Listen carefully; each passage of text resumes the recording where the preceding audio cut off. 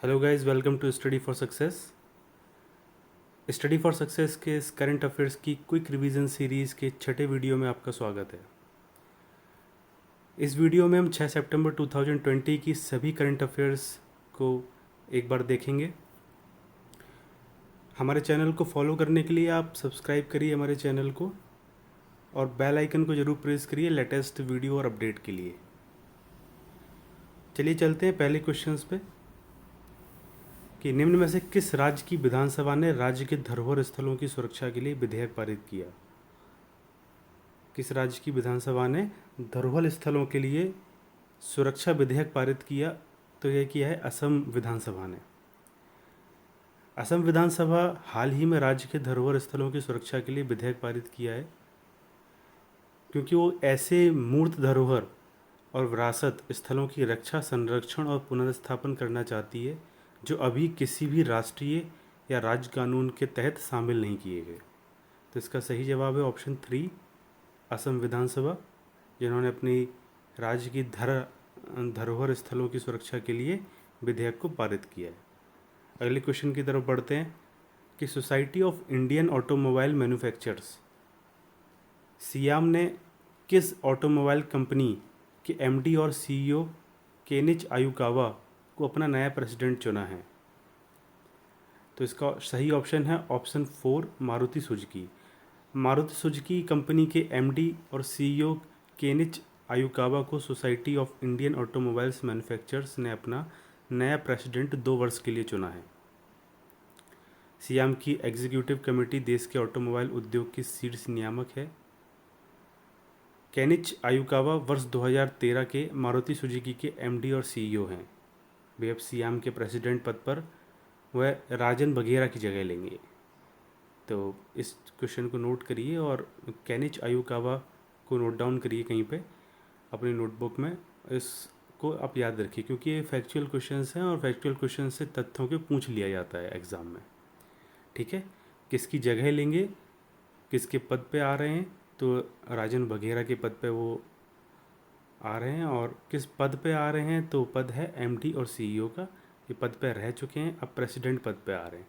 ठीक है, चलिए आगे बढ़ते हैं।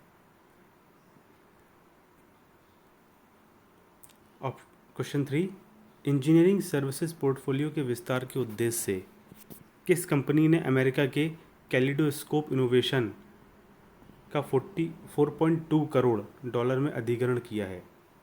इन्फोसिस ने 4.2 करोड़ डॉलर में अधिग्रहण कर लिया है। ये हाल की न्यूज़ है, तो काफ़ी इम्पोर्टेंट भी है, इसको भी आप नोट डाउन करिए कि इंजीनियरिंग सर्विसेज पोर्टफोलियो के विस्तार के उद्देश्य से भारत की इन्फोसिस कंपनी ने अमेरिका के कैलिडोस्कोप इनोवेशन का 4.2 करोड़ डॉलर में अधिग्रहण किया है। इस अधिग्रहण की पूरी प्रक्रिया वित्त वर्ष 2021 की दूसरी छमाही में ही पूरी हो पाएगी। इससे पहले इन्फोसिस ने इस वर्ष में 25 करोड़ डॉलर में सिम्प्लस, एक सेल्स फोर्स पार्टनर का अधिग्रहण किया था।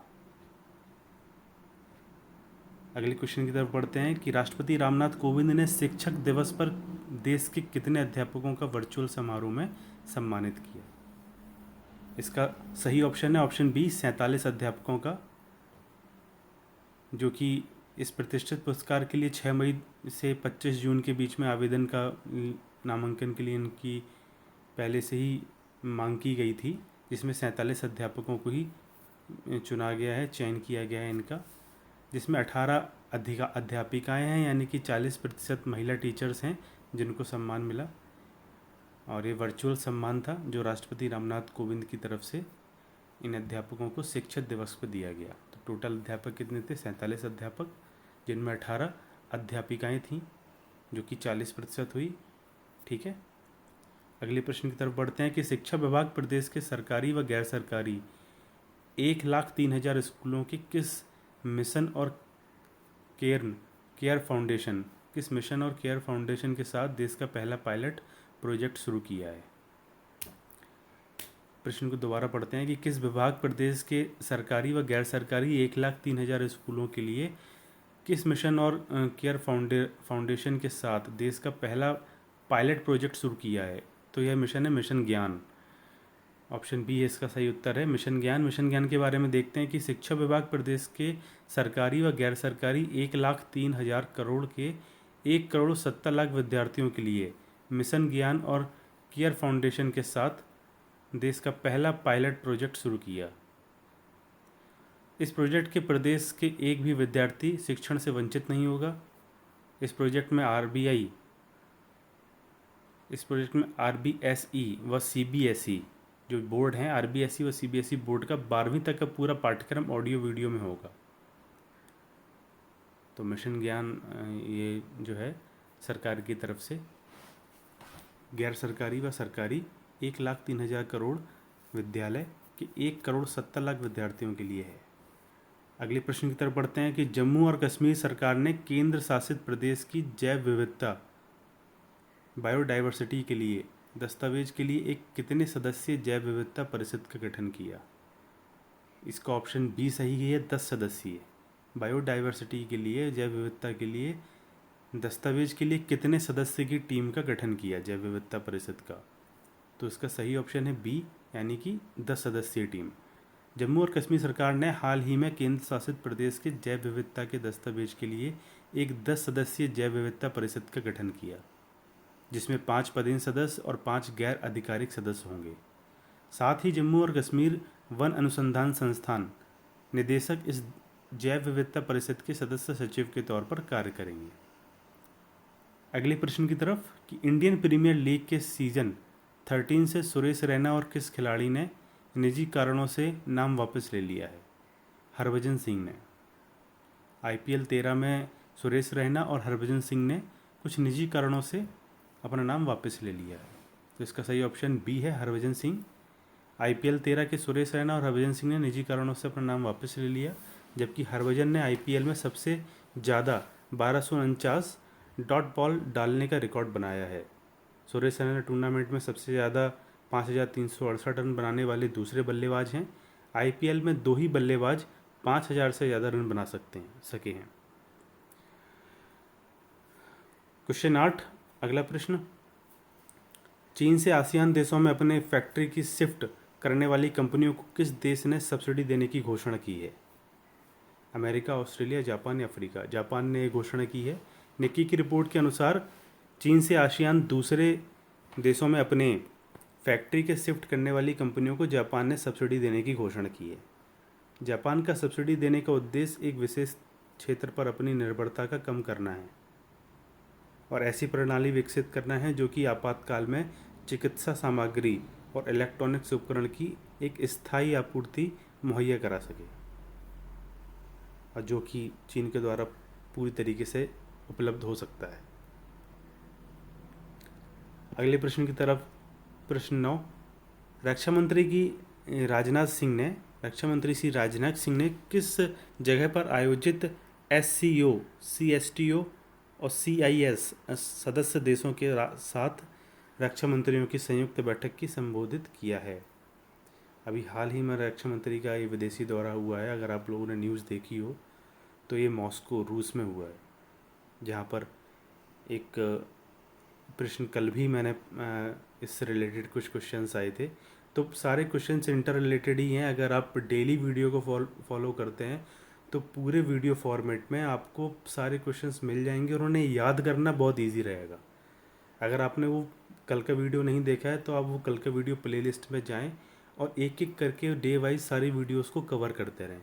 उससे बेनिफिट आपको ये होगा कि कोई भी क्वेश्चंस आपका रहेगा नहीं। जब भी आप पढ़ने बैठेंगे तो कोई भी क्वेश्चन आपका रहेगा नहीं और आप सारी वीडियोस को धीरे धीरे कंप्लीट करते रहें। रिवाइज़ करने के लिए आप शॉर्ट नोट्स बनाइए और उनको रिवाइज़ करिए वीकली बेसिस पे। हालांकि हम वीकली बेसिस पे इसका एक कंटेंट निकालेंगे जो फुल डिस्क्रिप्शन मोड में होगा, यानी कि और भी अच्छे क्वेश्चंस उसमें होंगे और भी सारे इम्पॉर्टेंट क्वेश्चंस को हम कवर करेंगे, इंक्लूडिंग डे वाइज वीडियो में हम जो कवर कर रहे हैं उनके साथ, और उनको डिस्क्रिप्शन मोड में और अच्छे कंटेंट के साथ आपके सामने लेके आएंगे। तो उन सारी चीज़ों को फॉलो करिए आप लोग और चैनल को ज़रूर सब्सक्राइब करिए, क्योंकि इन सारी वीडियोस की नोटिफिकेशन के लिए आपको सब्सक्रिप्शन लेना पड़ेगा। चैनल को सब्सक्राइब करना पड़ेगा। आप सिंपली चैनल के होम पेज पर जाइए और रेड कलर के सब्सक्रिप्शन बटन पर क्लिक करिए प्रेस करिए, सब्सक्राइब करिए और साथ में बेल नोटिफिकेशन आपको शो होगी, वो बेल नोटिफिकेशन पर प्रेस करिए लेटेस्ट वीडियो की नोटिफिकेशन के लिए। ठीक है, आपका करंट अफेयर्स कहीं और से आपको पढ़ने की ज़रूरत ही नहीं पड़ेगी अगर आप चैनल को पूरी तरीके से फॉलो करते हैं और डेली बेसिस पे मॉर्निंग में आप इस वीडियो को देखते हैं। ठीक है, चलिए इसके बारे में एक बार फिर से रिवाइज कर लेते हैं इस क्वेश्चन को कि रक्षा मंत्री राजनाथ सिंह ने जिस जगह पर आयोजित SCO, CSTO और CIS सदस्य देशों के रक्षा मंत्रियों की संयुक्त बैठक को संबोधित किया, वह देश है मॉस्को, रूस। मॉस्को रूस की राजधानी है। मॉस्को में आयोजित SCO, CSTO और CIS सदस्य देशों के रक्षा मंत्रियों की संयुक्त बैठक को रक्षा मंत्री श्री राजनाथ सिंह ने संबोधित किया। उन्होंने SCO क्षेत्र में शांति और सुरक्षा के लिए विश्वास और सहयोग के माहौल, गैर आक्रामकता, अंतर्राष्ट्रीय नियमों और मानदंडों के लिए सम्मान की जरूरत पर जोर दिया है।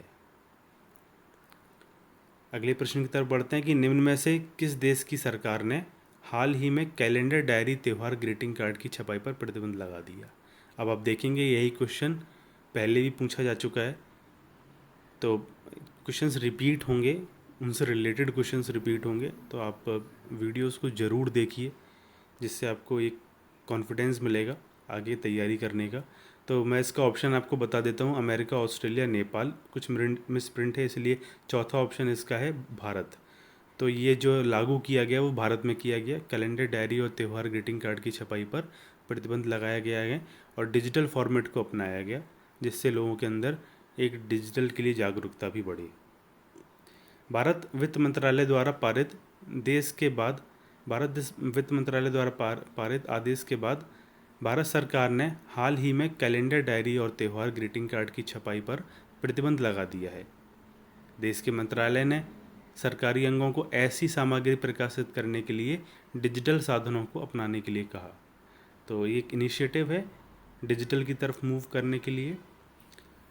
इसी के साथ हम इस वीडियो को यहाँ पर समाप्त करते हैं और आप लोगों से एक निवेदन करते हैं कि आप चैनल को सब्सक्राइब करें, बेल आइकन को ज़रूर प्रेस करें नोटिफिकेशन के लिए, लेटेस्ट नोटिफिकेशन के लिए, और वीडियो कंटेंट को पूरा देखें जिससे कि आपको हर एक क्वेश्चंस का रिवीजन हो जाए और आपको आइडिया लग जाए कि क्वेश्चंस का पिछले वीडियो के साथ क्या इंटर रिलेशन है, यानी कि सारे क्वेश्चंस एक दूसरे के साथ रिलेट करके पूछे जा रहे हैं।